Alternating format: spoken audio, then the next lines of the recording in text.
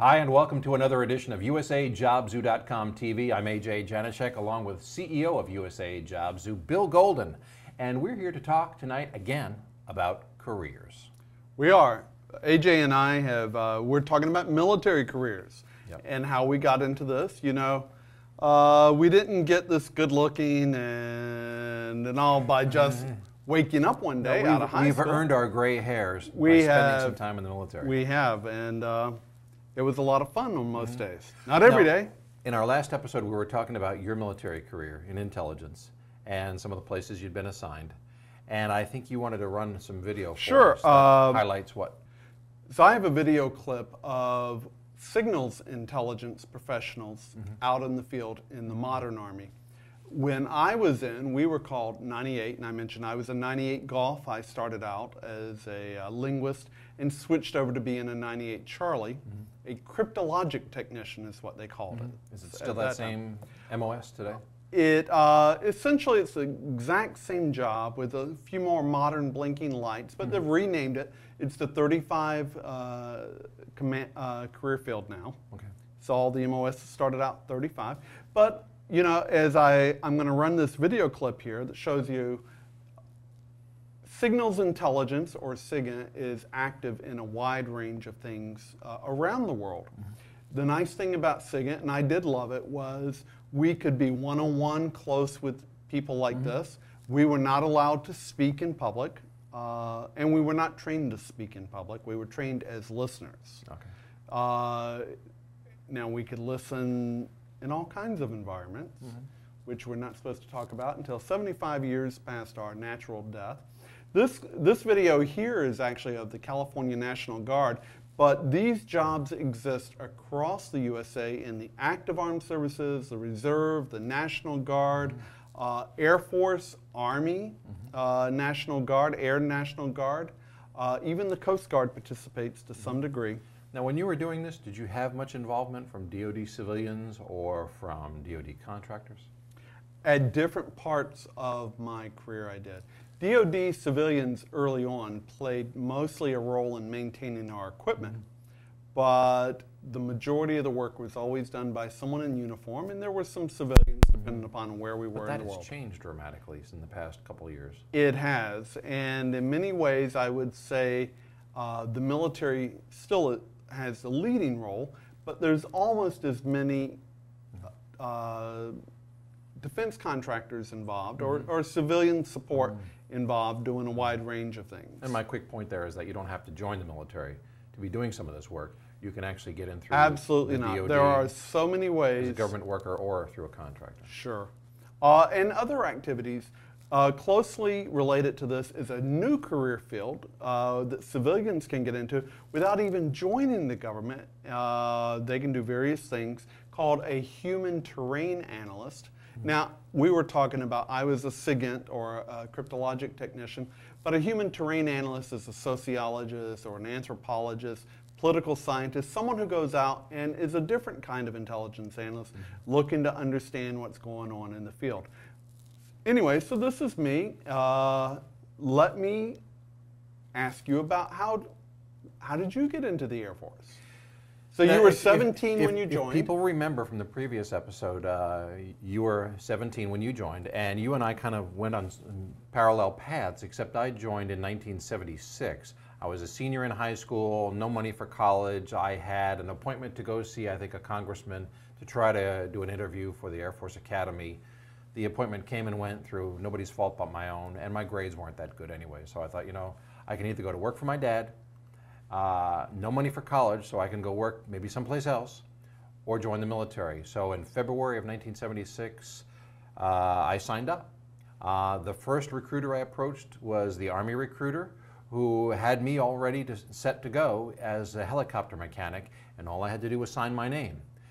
And I told the recruiter, I said, look, I just want to talk to the Air Force first before I make this decision. But now, on being a helicopter mechanic, how did you ever come to the point where that ever came up on the radar?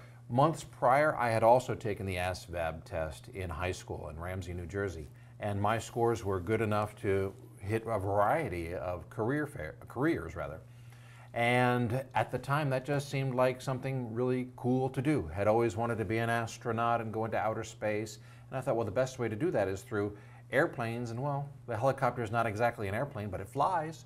So why not work on something that flies? If I can't be a pilot, if I can't be an astronaut, let's work on something that flies. So that seemed like a logical transition when I talked to the Army recruiter. But then one day the Air Force came along. Called Master Sergeant Leo Helly, who was working in Bergen County, New Jersey. Why I remember his name after so many years, who knows? But I do. And he's the guy that looked at my scores and said to me, what is it you want to do? And I said, you know, I don't know. Which is a normal situation, especially for many people, even in their early to mid-20s. They don't know. And the military is very good at helping you figure that out. Yep. I had scores that I think qualified for a range of things. And I told the guy, I'd like to work maybe Monday through Friday, maybe business hours, and just kind of figure out what it is I want to do. And so he gave me a list of things, like one of them was dental technician. Another one was personnel. Another one was administration specialist. And I think those were some of the things on the list. And personnel came up. And so that was my career before I went in active duty in August of 1976. I had a guaranteed job and went through basic training and left basic training having just turned 18. So like you know, growing up in the military, went to Mississippi and did the personnel school, and my first assignment was in New Mexico. Did that for a year and a half, learned a lot about the Air Force system and the personnel work that I had to do at the Consolidated Base Personnel Office, and was ready to get out of New Mexico right away because I joined the Air Force to travel and also to get my education. So education took a back seat, but traveling I wanted to do, so I volunteered for an extended long tour in Germany and landed at Ramstein Air Base. And so from 1978 through 1981, I was on a 3-year unaccompanied tour. I was single, and stayed there doing personnel work, but halfway through it just said, you know what, I'm coming up on the end of my enlistment. I've got to do something else or I'm out of here. And out of here, like out of the Air Force? Out of the military, okay. Out of the military. And one day, a guy named Jeff was at our customer service desk, and he was kind of joking around about the broadcasters at AFN Kaiserslautern. Well, you can sign up today for classes at the Education Center. And I thought, you know, wow, wouldn't that be a cool thing to do? Maybe I should try that. So I did an audio tape. They sent it off to the Defense Information School, who evaluated them all at the time. I guess they still do. And their letter came back and said, you know, your voice was marginal, which I thought, oh man, this is the death knell for me, you know. But never give up. But trainable. And I said, well, what does that mean? So I went through the process, and they said, well, it looks like you've been accepted for the school. Well, hallelujah. A couple of recommendations, sent it back. The Air Force finally set me up with the class. And so in, I think it was August of 1981, fresh out of Germany, went into the Defense Information School, which was in Fort Bend, Indiana. Currently in Fort Meade, now Maryland. in Fort Meade, but right. And it was Indianapolis at the time, and what a great place to be. It wasn't necessarily an easy school. People think, well, you know, you're broadcasting. You're going to run a video camera. You're going to talk in front of a microphone. But I tell you what, it was a frightening experience to be in front of that microphone for the first time and have somebody in your ear saying, what was that garbage? It's like, oh my God. Well, you know, while you tell us a little bit more, I'm going to run a video in the background called Heroes of folks who were defense information specialists and the various things that they have been they have gone through. So DINFOS was the technical school, and I completed that in October of 1976. Actually, it was November, I think, because by December 10th is when I arrived in Greenland. And that was my first assignment. And you know, I have nobody to blame for myself for the Greenland assignment because I actually volunteered for it. I thought in broadcasting, there's no need for you in the United States. It's all overseas. So I might as well volunteer for my short tours right away and get those out of the way. So orders came in from Greenland, I got it. And I volunteered right away for a follow-on to Korea. I thought, I'll go to Greenland. It'll be lonely up there. I'll work my butt off. And then once I'm done, I'll go to Korea. It's going to be a lot warmer and party, party, party. So I went to Greenland and I met my wife and got married and had a year of doing the overnight shift at first, worked Christmas Eve into Christmas Day on the overnight shift, Christmas Day into the next day, and New Year's Eve into New Year's Day, all by myself at the radio station, running TV and radio through the overnight. So that was like, no, this is the kind of stuff you do in this career field. You work odd hours at this in point, odd places. are you thinking with these hours and everything else, what have I gotten myself into? Or was it, hey, look at the freedom I've got. I just wear this uniform every day, but look at the freedom I've got. The one moment that is blazed into my memory is when I was doing a radio show and I was telling some stupid joke and closed the microphone and I thought, this is great. This is great. I'm playing records, you know, bigger CDs. Right. I'm playing records, talking on the air, being jokey and funny, and I may stink, but this is great. I like this job, and I'm getting paid for it. You can't beat getting paid for something. This is it.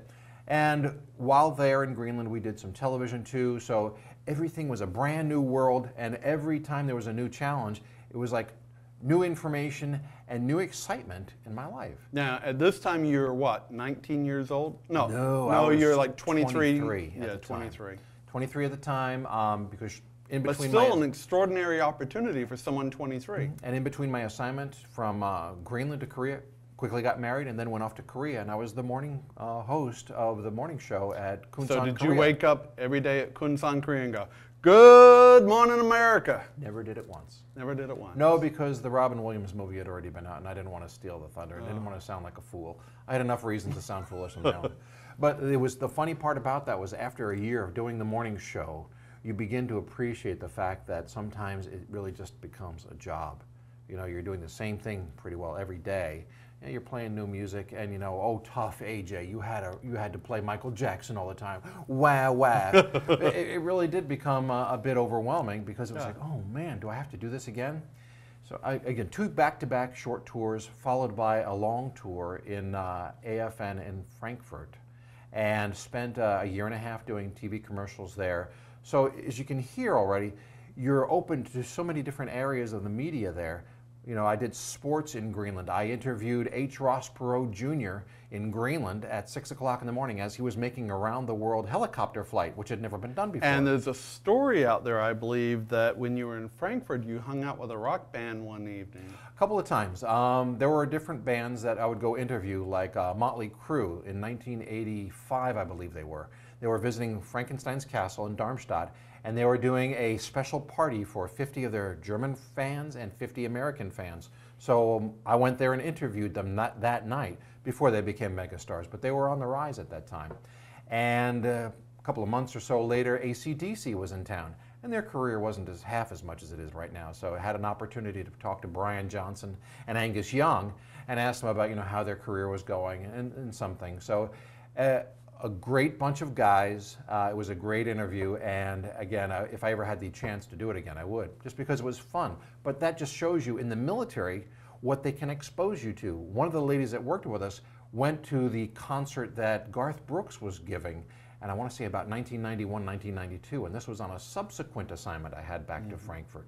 So there are so many things you get exposed to, but you could be doing an interview with the Joint Chiefs of Staff, possibly even with the President, other foreign dignitaries, but you could be standing guard at the front desk too, which a lot of us had to do. You had CQ duty.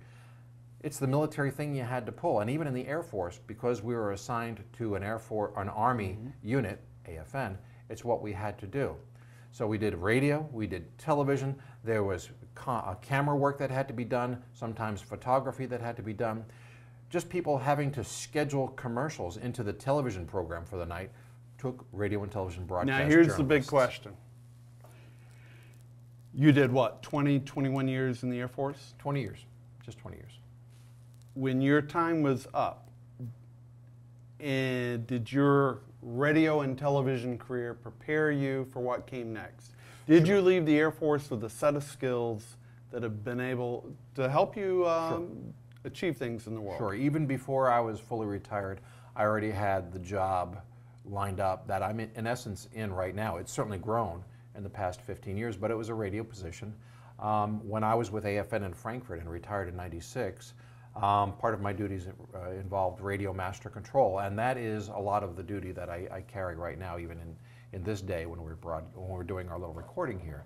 Running a radio master control, which I think can be learned by most anybody. If I could do it, anybody else could do it. And I believe you still travel today. Sure.